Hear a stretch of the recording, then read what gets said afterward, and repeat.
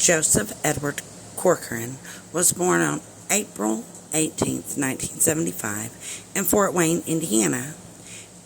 He had two sisters and one brother. He was the youngest of the four.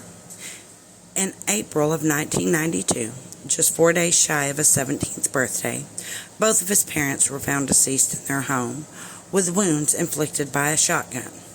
Later that month, Joseph was indicted for the death of his parents. A friend testified that Joseph offered them $200 and a shotgun to use if he would take care of his parents. The motive was that Joseph felt that his parents were too strict and had sold a car that he felt should have been his. However, he was acquitted on November 16, 1992, for the death of his parents due to lack of evidence. His parents' death remains unsolved. However, on July 26, 1997, Joseph took the life of his older brother and three men. Joseph heard his brother and his friends talking about him and did not like what they were saying. So Joseph then took his 7-year-old niece and put her in her bedroom to protect her from the gunfire. He then loaded a semi-automatic rifle and went downstairs into the living room and opened fire.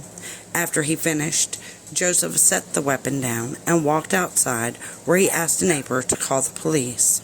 On May 22, 1999, Joseph was found guilty of the quadruple homicide and then handed the death sentence on October 26 of 1999. Joseph Corcoran was executed on December 18, 2024. For his last meal, he simply requested a pint of Ben & Jerry's ice cream. When asked if he had any final words, he said, "Not really. Let's get this over with." Joseph was pronounced dead at 12:44 a.m.